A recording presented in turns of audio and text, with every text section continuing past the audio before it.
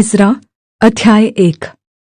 बंधुए यहूदियों का यरूशलेम को लौट जाना। फारस के राजा कुस्रू के राज्य के पहले वर्ष में यहोवा ने फारस के राजा कुस्रू का मन उभारा कि यहोवा का जो वचन यिर्मयाह के मुँह से निकला था वह पूरा हो जाए। इसलिए उसने अपने समस्त राज्य में यह प्रचार करवाया और लिखवा भी दिया। फारस का राजा कुस्रू यह कहता है, स्वर्ग के परमेश्वर यहोवा ने पृथ्वी भर का राज्य मुझे दिया है, और उसने मुझे आज्ञा दी कि यहूदा के यरूशलेम में मेरा एक भवन बनवा। उसकी समस्त प्रजा के लोगों में से तुम्हारे मध्य जो कोई हो, उसका परमेश्वर उसके साथ रहे, और वह यहूदा के यरूशलेम को जाकर इस्राएल के परमेश्वर यहोवा का भवन बनाए। जो यरूशलेम में है वही परमेश्वर है। और जो कोई किसी स्थान में रह गया हो जहाँ वह रहता हो, उस स्थान के मनुष्य चाँदी, सोना, धन और पशु देकर उसकी सहायता करे, और इससे अधिक यरूशलेम स्थित परमेश्वर के भवन के लिए अपनी अपनी इच्छा से भी भेंट चढ़ाए। तब यहूदा और बिन्यामीन के जितने पितरों के घरानों के मुख्य पुरुषों और याजकों और लेवियों का मन परमेश्वर ने उभारा था कि जाकर यरूशलेम में यहोवा के भवन को बनाए। वे सब उठ खड़े हुए, और उनके आसपास सब रहने वालों ने चांदी के पात्र, सोना, धन, पशु और अनमोल वस्तुएं देकर उनकी सहायता की। यह उन सब से अधिक था जो लोगों ने अपनी अपनी इच्छा से दिया। फिर यहोवा के भवन के जो पात्र नबूकदनेस्सर ने यरूशलेम से निकालकर अपने देवता के भवन में रखे थे, उनको कुस्रू राजा ने मित्रदात खजांची से निकलवाकर यहूदियों के शेशबस्सर नामक प्रधान को गिनकर सौंप दिया। उनकी गिनती यह थी, अर्थात सोने के 30 और चांदी के 1000 परात और 29 छुरी, सोने के 30 कटोरे और मध्यम प्रकार की चांदी के 410 कटोरे तथा अन्य प्रकार के पात्र 1000। सोने चांदी के पात्र सब मिलाकर 5400 थे। इन सभी को शेशबस्सर उस समय ले आया जब बंधुए बाबेल से यरूशलेम को आए।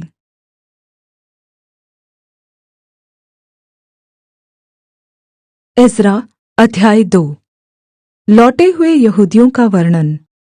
जिनको बाबेल का राजा नबूकदनेस्सर बाबेल को बंदी बनाकर ले गया था, उनमें से प्रान्त के जो लोग बँधुआई से छूटकर यरूशलेम और यहूदा को अपने अपने नगर में लौटे, वे ये हैं, ये जरुब्बाबेल, येशूअ, नेहम्याह, सराया, रेलाया, मोर्दकै, बिलशान, मिस्पार, बिगवै, रहूम और बनाह के साथ आए। इस्राएली प्रजा के मनुष्यों की गिनती यह है, अर्थात परोश की संतान 2172, शपत्याह की संतान 372, आरह की संतान 775, पहत मोआब की संतान येशूअ और योआब की संतान में से 2812, एलाम की संतान 1254, जत्तू की संतान 945, जक्कई की संतान 760, बानी की संतान 642, बेबै की संतान 623, अजगाद की संतान 1222, अदोनीकाम की संतान 666, बिगवै की संतान 2056, आदीन की संतान 454, हिजकिय्याह की संतान आतेर की संतान में से 98, बेसै की संतान 323, योरा के लोग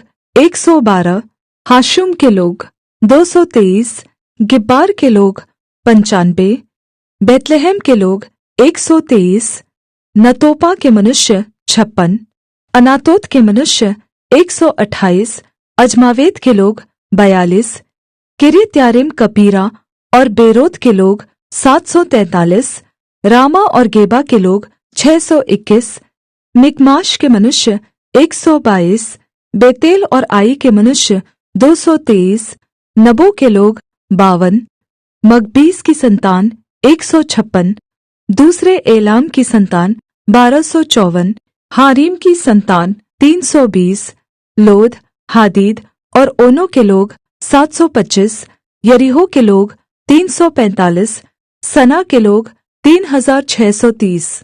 फिर याजकों अर्थात यीशु के घराने में से यदाया की संतान 973, इमेर की संतान 1052, पशहूर की संतान 1247, हारीम की संतान 1017। फिर लेवी अर्थात यीशु की संतान और कदमीएल की संतान होदव्या की संतान में से 74। फिर गवैयों में से आसाप की संतान 128। फिर दरबानों की संतान शल्लूम की संतान, आतेर की संतान, तल्मोन की संतान, अक्कूब की संतान, हतीता की संतान और शोबै की संतान, ये सब मिलाकर 139 हुए।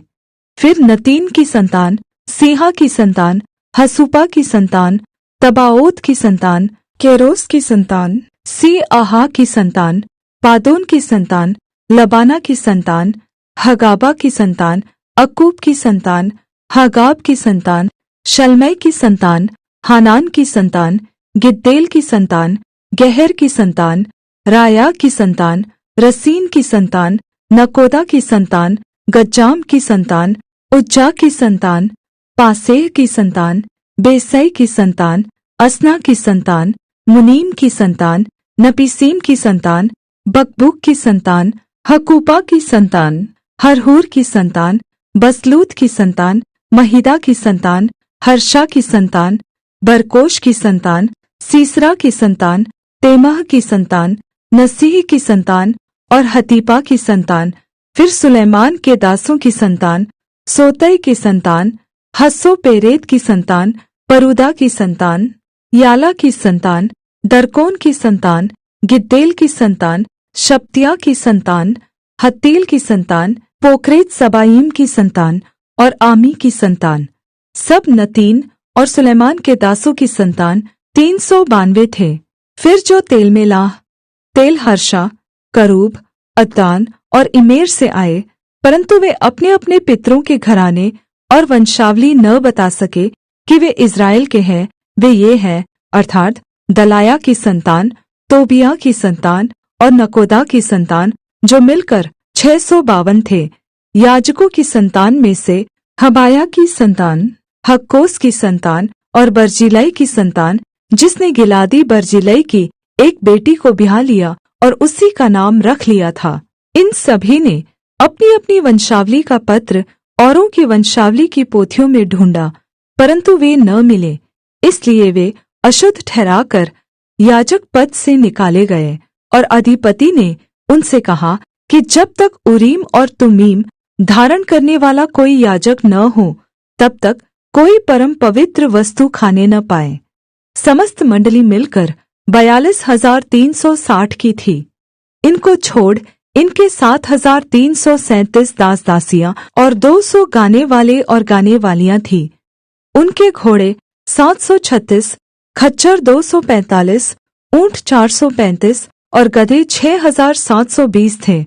पितरों के घरानों के कुछ मुख्य पुरुषों ने जब यहोवा के भवन को जो यरूशलेम में है आए, तब परमेश्वर के भवन को उसी के स्थान पर खड़ा करने के लिए अपनी-अपनी इच्छा से कुछ दिया।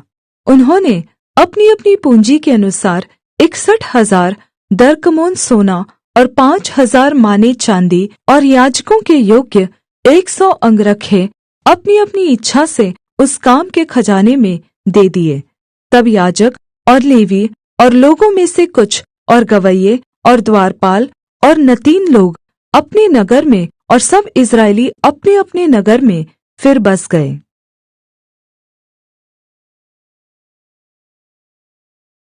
एज्रा अध्याय 3।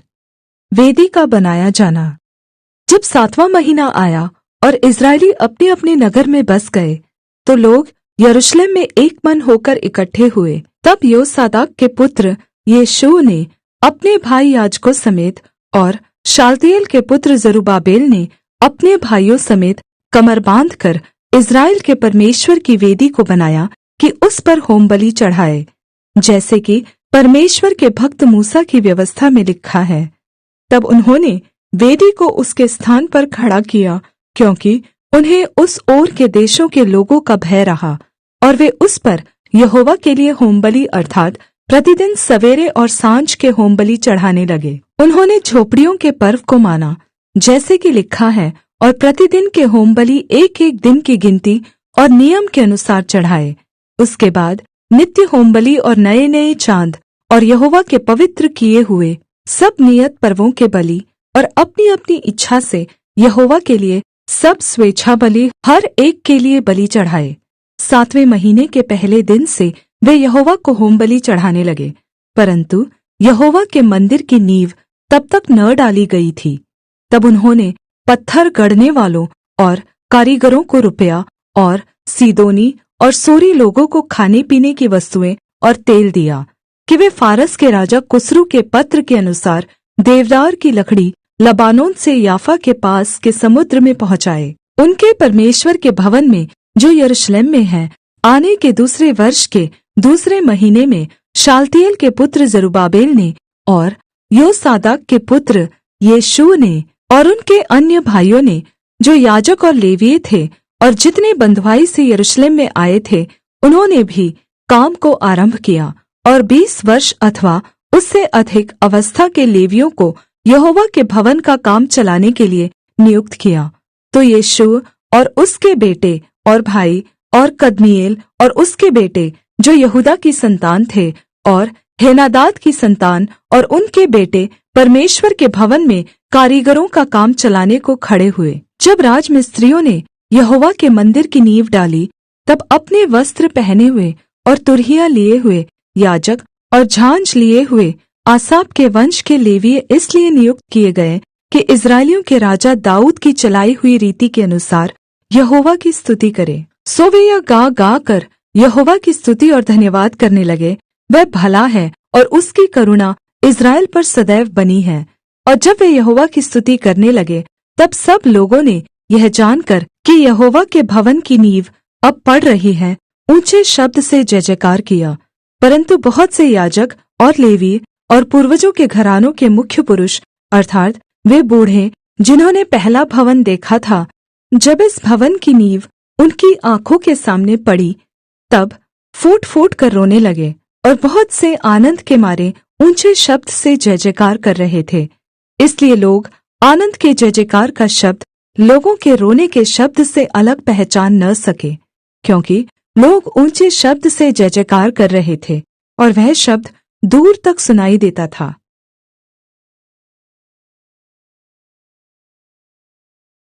एज्रा अध्याय 4। शत्रुओं द्वारा मंदिर के निर्माण में बाधा। जब यहूदा और बिन्यामीन के शत्रुओं ने यह सुना कि बँधुआई से छूटे हुए लोग इस्राएल के परमेश्वर यहोवा के लिए मंदिर बना रहे हैं, तब वे जरुब्बाबेल और पूर्वजों के घरानों के मुख्य मुख्य पुरुषों के पास आकर उनसे कहने लगे, हमें भी अपने संग बनाने दो, क्योंकि तुम्हारे समान हम भी तुम्हारे परमेश्वर की खोज में लगे हुए हैं। और अश्शूर का राजा एसरहद्दोन, जिसने हमें यहाँ पहुँचाया, उसके दिनों से हम उसी को बलि चढ़ाते भी हैं। जरुब्बाबेल, यीशु और इस्राएल के पितरों के घरानों के मुख्य पुरुषों ने उनसे कहा, हमारे परमेश्वर के लिए भवन बनाने में तुमको हमसे कुछ काम नहीं। हम ही लोग एक संग मिलकर फारस के राजा कुस्रू की आज्ञा के अनुसार इस्राएल के परमेश्वर यहोवा के लिए उसे बनाएंगे। तब उस देश के लोग यहूदियों को निराश करने और उन्हें डराकर मंदिर बनाने में रुकावट डालने लगे। और फारस के राजा कुस्रू के जीवन भर, वरन फारस के राजा दारा के राज्य के समय तक, उनके मनोरथ को निष्फल करने के लिए वकीलों को रुपया देते रहे। शयर्श के राज्य के आरंभिक दिनों में उन्होंने यहूदा और यरूशलेम के निवासियों का दोषपत्र उसे लिख भेजा।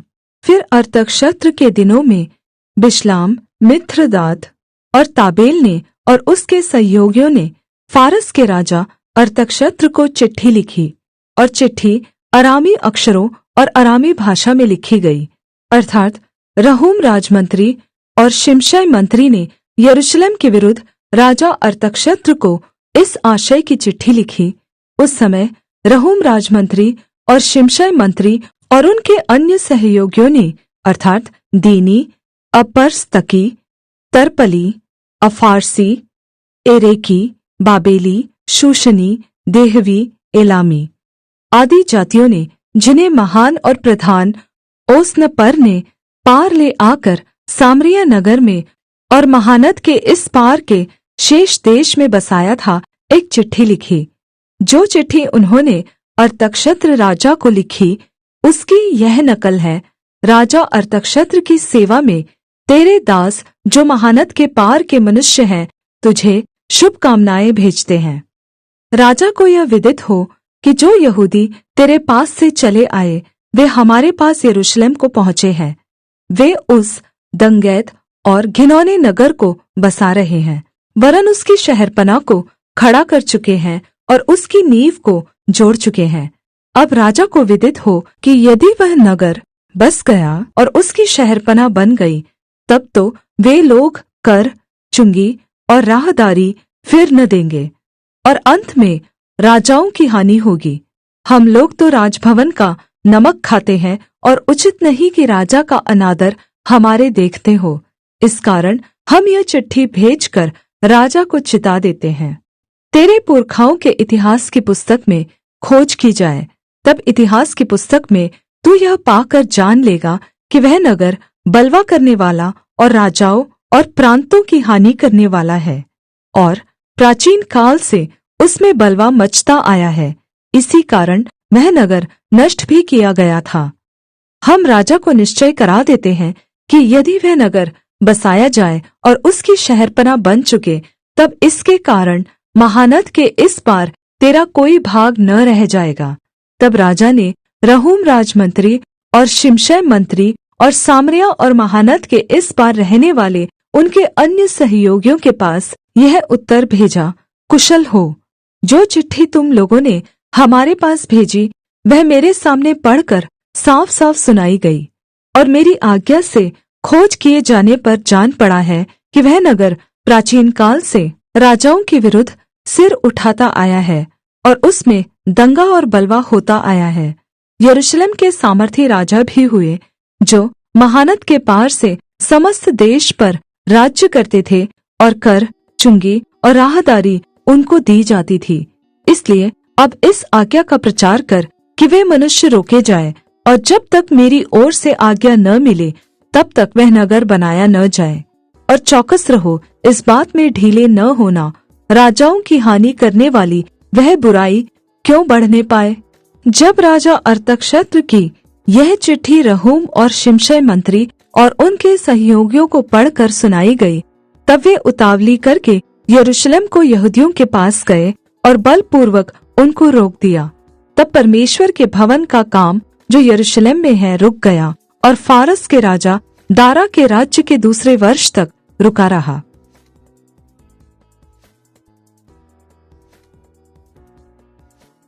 इज़रा अध्याय 5। मंदिर के पुनः निर्माण का कार्य जारी। तब हग्गई नामक नबी और इद्दो का पोता जकरिया यहूदा और यरूशलेम के यहूदियों से नबूवत करने लगे। उन्होंने इज़राइल के परमेश्वर के नाम से उनसे नबूवत की। तब शालतिएल का पुत्र जरुब्बाबेल और योसादाक का पुत्र यीशुआ कमर बांधकर परमेश्वर के भवन को जो यरूशलेम में है बनाने लगे, और परमेश्वर के वे नबी उनका साथ देते रहे। उसी समय महानद के इस पार का ततनै नामक अधिपति और शतरबोजनै अपने सहयोगियों समेत उनके पास जाकर यह पूछने लगे, इस भवन के बनाने और इस शहरपनाह को खड़ा करने की किसने तुमको आज्ञा दी है। उन्होंने लोगों से यह भी कहा, इस भवन के बनाने वालों के क्या नाम है। परंतु यहूदियों के पुरनियों के परमेश्वर की दृष्टि उन पर रही, इसलिए जब तक इस बात की चर्चा दारा से न की गई और इसके विषय चिट्ठी के द्वारा उत्तर न मिला, तब तक उन्होंने इनको न रोका। जो चिट्ठी महानद के इस पार के अधिपति ततनै और शतरबोजनै और महानद के इस पार के उनके सहयोगियों फारसियों ने राजा दारा के पास भेजी, उसकी नकल यह है। उन्होंने उसको एक चिट्ठी लिखी जिसमें यह लिखा था, राजा दारा का कुशल क्षेम सब प्रकार से हो। राजा को विदित हो कि हम लोग यहूदा नामक प्रांत में महान परमेश्वर के भवन के पास गए थे। वह बड़े बड़े पत्थरों से बन रहा है और उसकी दीवारों में कड़ियां जुड़ रही हैं, और यह काम उन लोगों के द्वारा फुर्ती के साथ हो रहा है और सफल भी होता जाता है। इसलिए हमने उन पुरनियों से यह पूछा, यह भवन बनवाने और यह शर्पणा खड़ी करने की आज्ञा किसने तुम्हें दी? और हमने उनके नाम भी पूछे कि हम उनके मुख्य पुरुषों के नाम लिखकर तुझको जता सके। उन्होंने हमें यह उत्तर दिया, हम तो आकाश और पृथ्वी के परमेश्वर के दास हैं, और जिस भवन को बहुत वर्ष हुए इस्राएलियों के एक बड़े राजा ने बनाकर तैयार किया था, उसी को हम बना रहे हैं। जब हमारे पुरखाओं ने स्वर्ग के परमेश्वर को रिस दिलाई थी, तब उसने उन्हें बाबेल के कसदी राजा नबूकदनेस्सर के हाथ में कर दिया था, और उसने इस भवन को नाश किया और लोगों को बंदी बनाकर बाबेल को ले गया। परंतु बाबेल के राजा कुस्रू के पहले वर्ष में उसी कुस्रू राजा ने परमेश्वर के इस भवन को बनाने की आज्ञा दी। परमेश्वर के भवन के जो सोने और चांदी के पात्र नबूकदनेस्सर यरूशलेम के मंदिर में से निकलवा कर बाबेल के मंदिर में ले गया था, उनको राजा कुस्रू ने बाबेल के मंदिर में से निकलवा कर शेशबस्सर नामक एक पुरुष को, जिसे उसने अधिपति ठहरा दिया था, सौंप दिया। उसने उससे कहा, ये पात्र ले जाकर यरूशलेम के मंदिर में रख, और परमेश्वर का वह भवन अपने स्थान पर बनाया जाए। तब उसी शेशबस्सर ने आकर परमेश्वर के भवन की जो यरूशलेम में है नींव डाली, और तब से अब तक यह बन रहा है, परंतु अब तक नहीं बन पाया। अब यदि राजा को अच्छा लगे तो बाबेल के राज भंडार में इस बात की खोज की जाए कि राजा कुस्रू ने सचमुच परमेश्वर के भवन के जो यरूशलेम में है बनवाने की आज्ञा दी थी या नहीं। तब राजा इस विषय में अपनी इच्छा हमको बताए।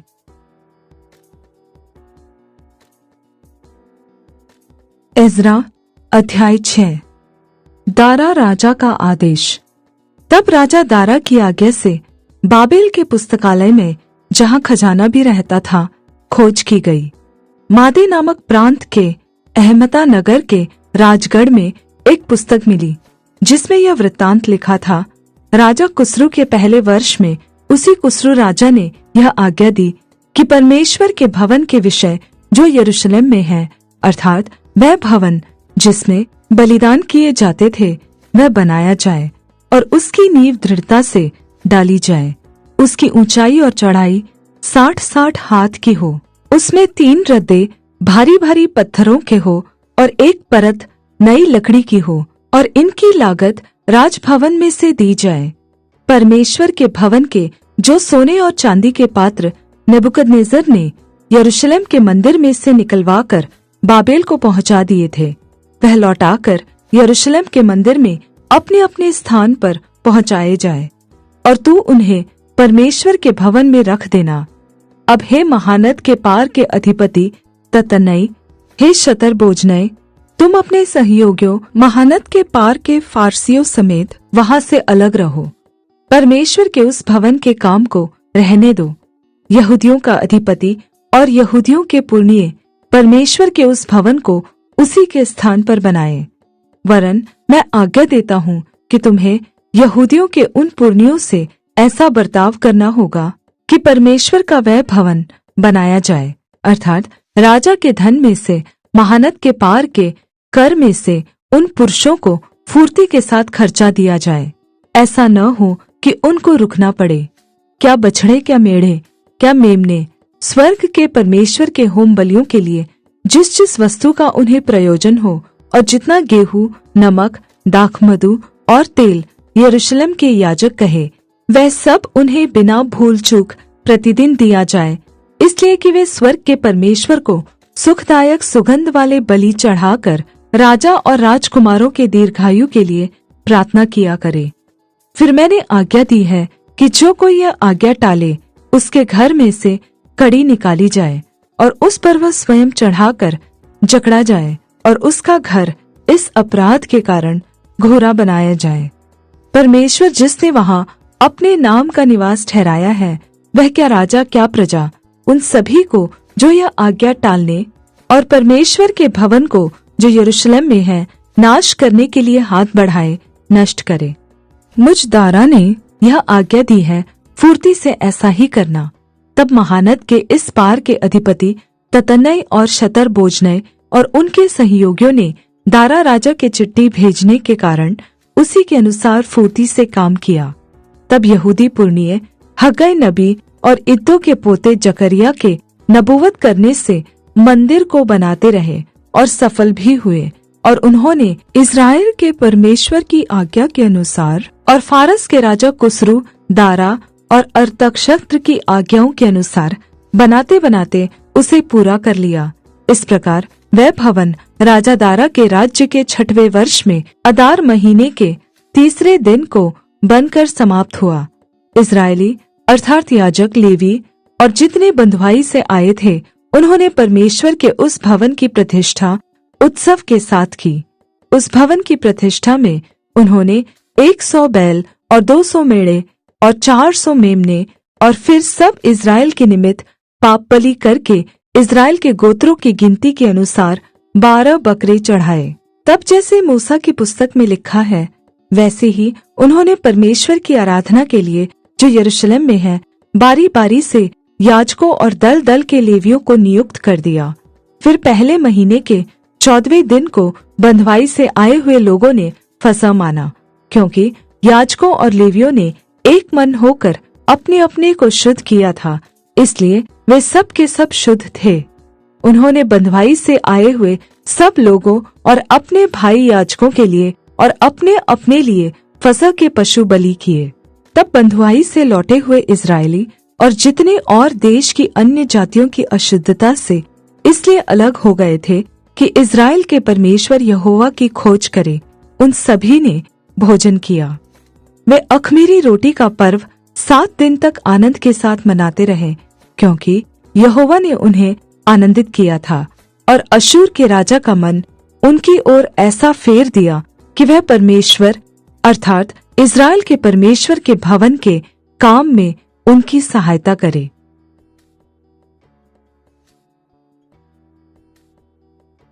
एज्रा अध्याय 7। एज्रा का यरूशलेम को भेजा जाना। इन बातों के बाद अर्थात फारस के राजा अरतक्षस्त्र के दिनों में एज्रा बाबेल से यरूशलेम को गया। वह सराया का पुत्र था, सराया अजर्या का पुत्र था, अजर्या हिल्किय्याह का, हिल्किय्याह शल्लूम का, शल्लूम सादोक का, सादोक अहीतूब का, अहीतूब अमर्या का, अमर्या अजर्या का, अजर्या मरायोत का, मरायोत जरहया का, जरहयाह उज्जी का, उज्जी बुक्की का, बुक्की अबीशू का, अबीशू पीनहास का, पीनहास एलियाजर का, और एलियाजर हारून महायाजक का पुत्र था। यही एज्रा मूसा की व्यवस्था के विषय जिसे इस्राएल के परमेश्वर यहोवा ने दी थी, निपुण शास्त्री था। उसके परमेश्वर यहोवा की कृपा दृष्टि जो उस पर रही, इसके कारण राजा ने उसका मुंह मांगा वर दे दिया। कुछ इस्राएली और याजक, लेवी, गवैये और द्वारपाल और मंदिर के सेवकों में से कुछ लोग अरतक्षस्त्र राजा के 7वें वर्ष में यरूशलेम को गए। वह राजा के 7वें वर्ष के 5वें महीने में यरूशलेम को पहुंचा। पहले महीने के पहले दिन को वह बाबेल से चल दिया और उसके परमेश्वर की कृपा दृष्टि उस पर रही। इस कारण 5वें महीने के पहले दिन वह यरूशलेम को पहुंचा, क्योंकि एज्रा ने यहोवा की व्यवस्था का अर्थ जान लेने और उसके अनुसार चलने और इस्राएल में विधि और नियम सिखाने के लिए अपना मन लगाया था। जो चिट्ठी राजा अरतक्षस्त्र ने एज्रा याजक और शास्त्री को दी थी, जो यहोवा की आज्ञाओं के वचनों का और उसकी इस्राएलियों में चलाई हुई विधियों का शास्त्री था, उसकी नकल यह है।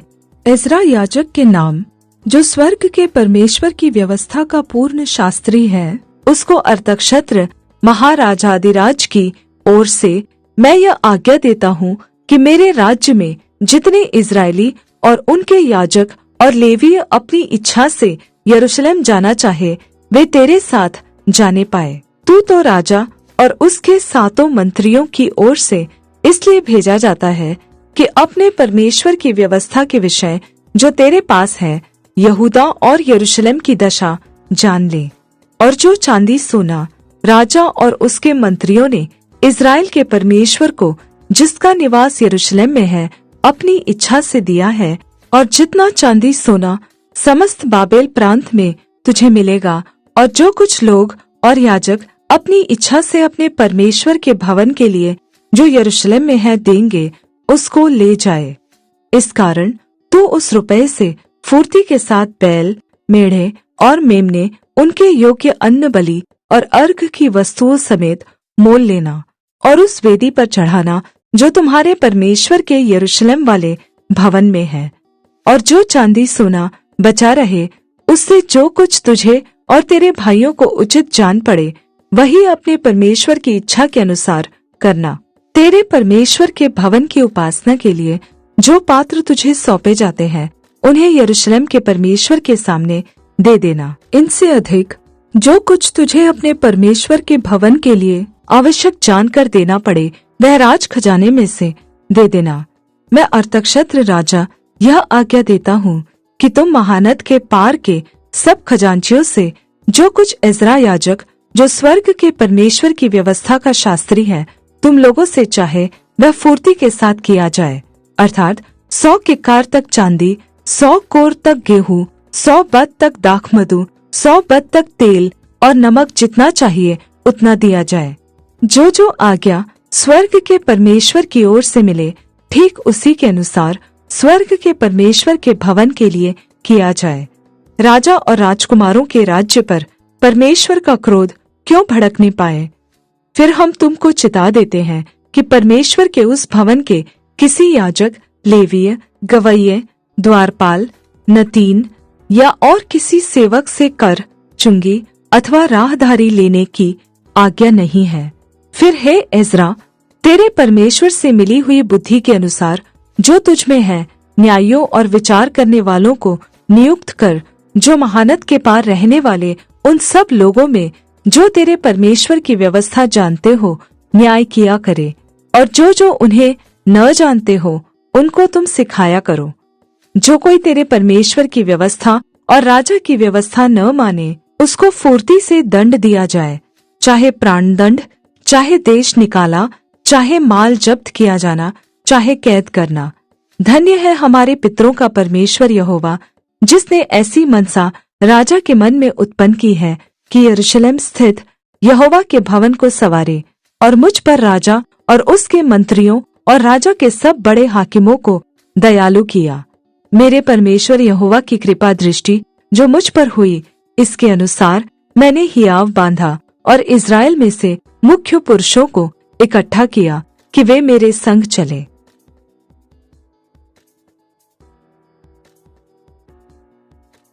एज्रा अध्याय 8। एज्रा का सहयोगियों समेत यरूशलेम में पहुंचना। उनके पूर्वजों के घरानों के मुख्य पुरुष ये हैं, और जो लोग राजा अर्थक्षेत्र के राज्य में बाबेल से मेरे संग यरूशलेम को गए, उनकी वंशावली यह है, अर्थात पीनहास के वंश में से गेर्शोम, ईतामार के वंश में से दानियेल, दाऊद के वंश में से हतूश, शकन्या के वंश के परोश के गोत्र में से जकरिया, जिसके संग 150 पुरुषों की वंशावली हुई। पहत मोआब के वंश में से जरहयाह का पुत्र एल्यहोएनाय, जिसके संग 200 पुरुष थे। शकन्या के वंश में से यहजीएल का पुत्र, जिसके संग 300 पुरुष थे। आदीन के वंश में से योनातान का पुत्र एबेद, जिसके संग 50 पुरुष थे। एलाम के वंश में से अतल्याह का पुत्र यशायाह, जिसके संग 70 पुरुष थे। शपत्याह के वंश में से मीकाएल का पुत्र जबद्याह, जिसके संग 80 पुरुष थे। योआब के वंश में से यहीएल का पुत्र ओबद्याह, जिसके संग 218 पुरुष थे। शलोमीत के वंश में से योसिव्याह का पुत्र, जिसके संग 160 पुरुष थे।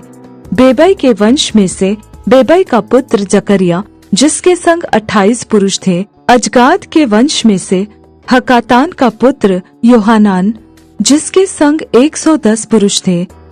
अदोनी काम के वंश में से जो पीछे गए, उनके ये नाम हैं, अर्थात एलीपेलेत, यूएल और शमाया, और उनके संग 60 पुरुष थे। और बिगवै के वंश में से उतय और जक्कूर थे, और उनके संग 70 पुरुष थे। इनको मैंने उस नदी के पास जो अहवा की ओर बहती है इकट्ठा कर लिया, और वहाँ हम लोग 3 दिन डेरे डाले रहे। और मैंने वहाँ लोगों और याजकों को देख लिया, परंतु किसी लेवी को न पाया। मैंने एलीएजेर, अरिएल, शमाया, एलनातान, यारीब, एलनातान, नातान, जकरिया और मशुल्लाम को, जो मुख्य पुरुष थे, और योयारीब और एलनातान को, जो बुद्धिमान थे, बुलवा कर इद्दो के पास, जो कासिपिया नामक स्थान का प्रधान था, भेज दिया, और उनको समझा दिया कि कासिपिया स्थान में इद्दो और उसके भाई नतीन लोगों से क्या क्या कहना, वे हमारे पास हमारे परमेश्वर के भवन के लिए सेवा टहल करने वालों को ले आए। हमारे परमेश्वर की कृपा दृष्टि जो हम पर हुई, इसके अनुसार वे हमारे पास इस शेकेल को, जो इज़राइल के परपोतों और लेवी के पोते महली के वंश में से था, और शेरेबिया को और उसके पुत्रों और भाइयों को, अर्थात 18 जनों को, और हशबिया को और उसके संग मरारी के वंश में से यशया को और उसके पुत्रों और भाइयों को, अर्थात 20 जनों को, और नतीन लोगों में से जिन्हें दाऊद और हाकिमों ने लेवियों की सेवा करने को ठहराया था, 220 नतीनों को ले आए। इन सभी के नाम लिखे हुए थे। तब मैंने वहाँ अर्थात अहवा नदी के तट पर उपवास का प्रचार इस आशय से किया कि हम परमेश्वर के सामने दीन हों और उससे अपने और अपने बाल बच्चों और अपनी समस्त संपत्ति के लिए सरल यात्रा मांगे, क्योंकि मैं मार्ग के शत्रुओं से बचने के लिए सिपाहियों का दल और सवार राजा से मांगने से लज्जाता था, क्योंकि हम राजा से यह कह चुके थे, हमारा परमेश्वर अपने सब खोजियों पर भलाई के लिए कृपा दृष्टि रखता है, और जो उसे त्याग देते हैं उसका बल और कोप उनके विरुद्ध है। इसी विषय पर हमने उपवास करके अपने परमेश्वर से प्रार्थना की, और उसने हमारी सुनी। तब मैंने मुख्य याजकों में से 12 पुरुषों को, अर्थात शेरेबिया, हशबिया और इनके 10 भाइयों को अलग करके, जो चांदी, सोना और पात्र राजा और उसके मंत्रियों और उसके हाकिमों और जितने इस्राएली उपस्थित थे, उन्होंने हमारे परमेश्वर के भवन के लिए भेंट दिए थे, उन्हें तौलकर उनको दिया। मैंने उनके हाथ में 650 किक्कार चांदी, 100 किक्कार चांदी के पात्र, 100 किक्कार सोना, 1000 दरकमोन के सोने के 20 कटोरे और सोने सरीखे अनमोल चमकने वाले पीतल के 2 पात्र तौल कर दे दिए। मैंने उनसे कहा, तुम तो यहोवा के लिए पवित्र हो, और ये पात्र भी पवित्र हैं, और यह चांदी और सोना भेंट का है, जो तुम्हारे पितरों के परमेश्वर यहोवा के लिए प्रसन्नता से दी गई। इसलिए जागते रहो, और जब तक तुम इन्हें यरूशलेम में प्रधान याजकों और लेवियों और इस्राएल के पितरों के घरानों के प्रधानों के सामने यहोवा के भवन की कोठरियों में तौलकर न दो, तब तक इनकी रक्षा करते रहो। तब याजकों और लेवियों ने चांदी, सोने और पात्रों को तौलकर ले लिया कि उन्हें यरूशलेम को हमारे परमेश्वर के भवन में पहुँचाए। पहले महीने के 12वें दिन को हमने अहवा नदी से कूच करके यरूशलेम का मार्ग लिया, और हमारे परमेश्वर की कृपा दृष्टि हम पर रही, और उसने हमको शत्रुओं और मार्ग पर घात लगाने वालों के हाथ से बचाया। अंत में हम यरूशलेम पहुँचे और वहाँ 3 दिन रहे। फिर चौथे दिन वह चांदी, सोना और पात्र हमारे परमेश्वर के भवन में ऊरिय्याह के पुत्र मरेमोत याजक के हाथ में तौल कर दिए गए। उसके संग पीनहास का पुत्र एलियाजर था, और उनके साथ यीशु का पुत्र योजाबाद लेवी और बिन्नुई का पुत्र नोअद्या लेवी थे। वे सब वस्तुएं गिनी और तौली गई, और उनका तौल उसी समय लिखा गया। जो बंधुआई से आए थे, उन्होंने इज़राइल के परमेश्वर के लिए होमबलि चढ़ाए, अर्थात समस्त इज़राइल के निमित्त 12 बछड़े, 96 मेढ़े और 77 मेमने, और पाप बलि के लिए 12 बकरे। यह सब यहोवा के लिए होमबलि था। तब उन्होंने राजा की आज्ञाएं महानद के इस पार के अधिकारियों और अधिपतियों को दी, और उन्होंने इज़राइली लोगों और परमेश्वर के भवन के काम में सहायता की।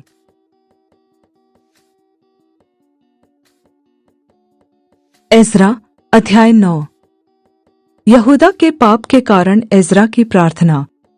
जब ये काम हो चुके तब हाकिम मेरे पास आकर कहने लगे, न तो इस्राएली लोग, न याजक, न लेवी इस ओर के देशों के लोगों से अलग हुए, वरन उनके से अर्थात कनानियों, हित्तियों, परिज्जियों, यबूसियों, अम्मोनियों, मोआबियों, मिस्रियों और एमोरियों के से घिनौने काम करते हैं, क्योंकि उन्होंने उनकी बेटियों में से अपने और अपने बेटों के लिए स्त्रियां कर ली हैं, और पवित्र वंश इस ओर के देशों के लोगों में मिल गया है, वरन हाकिम और सरदार इस विश्वासघात में मुख्य हुए हैं। यह बात सुनकर मैंने अपने वस्त्र और बागे को फाड़ा और अपने सिर और दाढ़ी के बाल नोचे और विस्मित होकर बैठा रहा। तब जितने लोग इस्राएल के परमेश्वर के वचन सुनकर बंधुआई से आए हुए लोगों के विश्वासघात के कारण थरथराते थे, सब मेरे पास इकट्ठे हुए, और मैं सांझ की भेंट के समय तक विस्मित होकर बैठा रहा।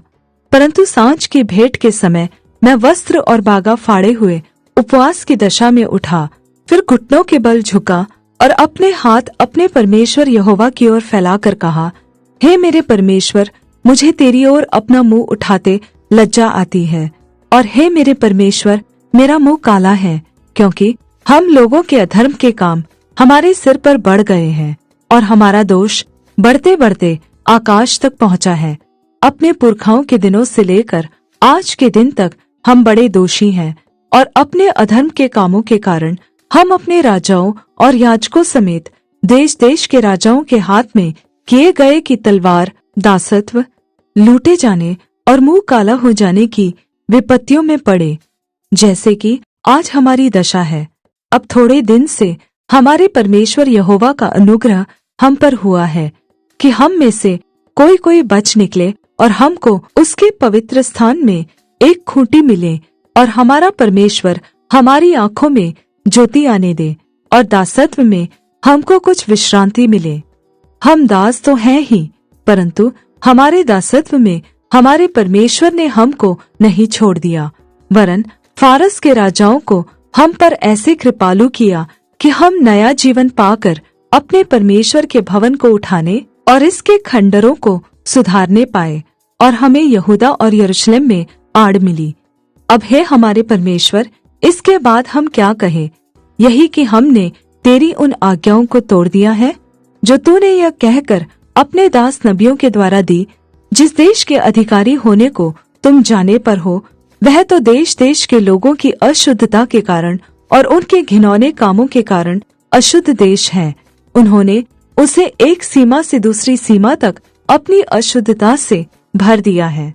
इसलिए अब तू न तो अपनी बेटियां उनके बेटों को ब्याह देना, और न उनकी बेटियों से अपने बेटों का ब्याह करना, और न कभी उनका कुशलक्षेम चाहना, इसलिए कि तुम बलवान बनो और उस देश के अच्छे अच्छे पदार्थ खाने पाओ, और उसे ऐसा छोड़ जाओ कि वह तुम्हारे वंश के अधिकार में सदैव बना रहे।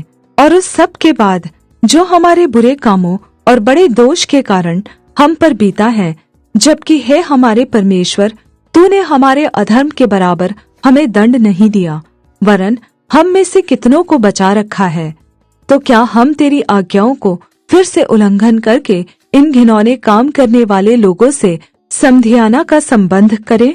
क्या तू हम पर यहाँ तक कोप न करेगा जिससे हम मिट जाएं, और न तो कोई बचे और न कोई रह जाए? हे इस्राएल के परमेश्वर यहोवा, तू धर्मी है। हम बचकर मुक्त हुए हैं, जैसे कि आज वर्तमान है। देख, हम तेरे सामने दोषी हैं, इस कारण कोई तेरे सामने खड़ा नहीं रह सकता।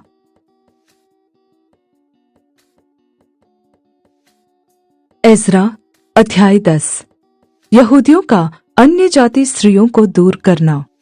जब एज्रा परमेश्वर के भवन के सामने पड़ा, रोता हुआ प्रार्थना और पाप का अंगीकार कर रहा था, तब इस्राएल में से पुरुषों, स्त्रियों और बच्चों की एक बहुत बड़ी मंडली उसके पास इकट्ठी हुई, और लोग बिलख बिलख कर रो रहे थे। तब यहीएल का पुत्र शकन्या, जो एलाम के वंश में का था, एज्रा से कहने लगा, हम लोगों ने इस देश के लोगों में से अन्य जाति स्त्रियां ब्याह कर अपने परमेश्वर का विश्वासघात तो किया है, परंतु इस दशा में भी इस्राएल के लिए आशा है। अब हम अपने परमेश्वर से यह वाचा बांधे कि हम अपने प्रभु की सम्मति और अपने परमेश्वर की आज्ञा सुनकर थरथराने वालों की समिति के अनुसार ऐसी सब स्त्रियों को और उनके बच्चों को दूर करें और व्यवस्था के अनुसार काम किया जाए। तू उठ, क्योंकि यह काम तेरा ही है और हम तेरे साथ हैं, इसलिए हियाव बांध कर इस काम में लग जा। तब इज़रा उठा और याजकों, लेवियों और सब इस्राएलियों के प्रधानों को यह शपथ खिलाई कि हम इसी वचन के अनुसार करेंगे, और उन्होंने वैसी ही शपथ खाई। तब इज़रा परमेश्वर के भवन के सामने से उठा और एल्याशीब के पुत्र यहोहानान की कोठरी में गया और वहां पहुंचकर न तो रोटी खाई न पानी पिया, क्योंकि वह बंधुआई में से निकल आए हुओं के विश्वासघात के कारण शोक करता रहा। तब उन्होंने यहूदा और यरूशलेम में रहने वाले बंधुआई में से आए हुए सब लोगों में यह प्रचार कराया कि तुम यरूशलेम में इकट्ठे हो, और जो कोई हाकिमों और पुरनियों की सम्मति न मानेगा और 3 दिन के भीतर न आए, तो उसकी समस्त धन संपत्ति नष्ट की जाएगी और वह आप बंधुआई से आए हुओं की सभा से अलग किया जाएगा। तब यहूदा और बिन्यामीन के सब मनुष्य 3 दिन के भीतर यरूशलेम में इकट्ठे हुए। यह 9वें महीने के 20वें दिन में हुआ, और सब लोग परमेश्वर के भवन के चौक में उस विषय के कारण और भारी वर्षा के मारे कांपते हुए बैठे रहे। तब इज़रा याजक खड़ा होकर उनसे कहने लगा, तुम लोगों ने विश्वासघात करके अन्य जाति स्त्रियां ब्याह ली, और इससे इस्राएल का दोष बढ़ गया है। सो अब अपने पितरों के परमेश्वर यहोवा के सामने अपना पाप मान लो और उसकी इच्छा पूरी करो, और इस देश के लोगों से और अन्य जाति स्त्रियों से अलग हो जाओ।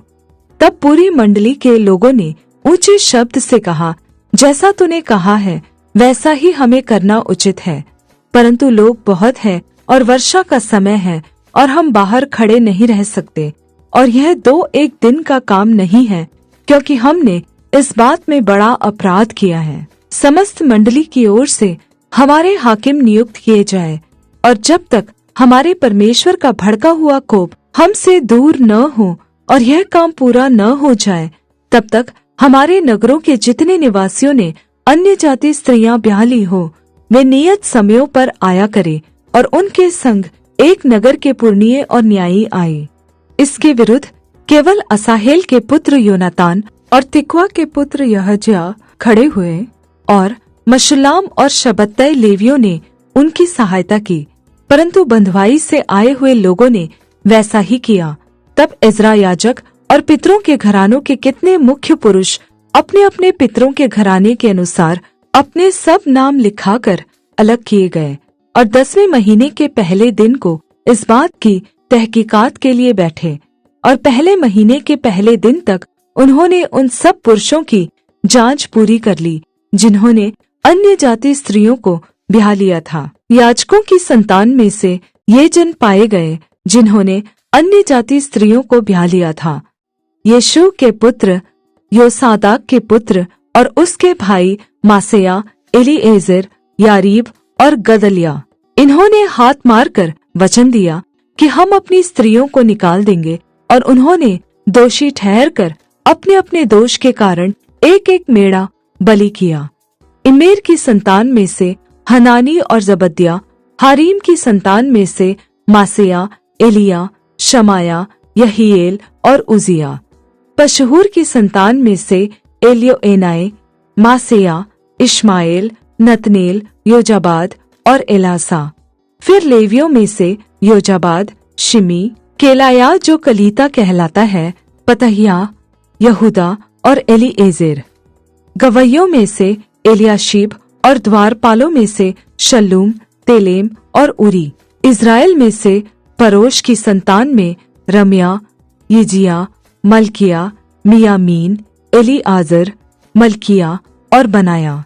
एलाम की संतान में से मतन्या, जकरिया, यहीएल, अब्दी, येरेमोत और एलिया।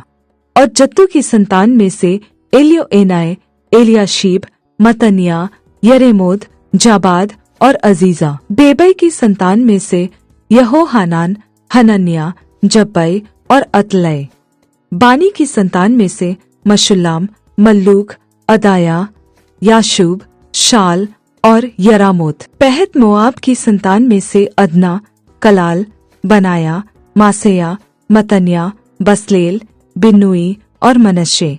हारीम की संतान में से एलीएजेर, यशिया, मल्किया, शमाया, शिमोन, बिन्यामीन, मल्लूक और शेमरिया। हाशुम की संतान में से मतनै, मतत्ता, जाबाद, एलीपेलेत, येरेमाय, मनश्शे और शिमी। और बानी की संतान में से मादै, अमराम, उएल, बनाया, बेदया, कलूही, वन्या, मरेमोत, एल्याशीब, मतन्या, मत्तनै, यासू, बानी, बिनुई, शिमी, शेलेम्या, नातान, अदाया, मग्नदबै, शाशै, शारै, अजरेल, शेलेम्या, शेमरिया, शल्लूम, अमर्या और यूसुफ। नबो की संतान में से यीएल, मत्तित्याह, जाबाद, जबीना, यदई, योएल और बनाया। इन सभी ने अन्य जाति स्त्रियां ब्याह ली थी और बहुतों की स्त्रियों से लड़के भी उत्पन्न हुए थे।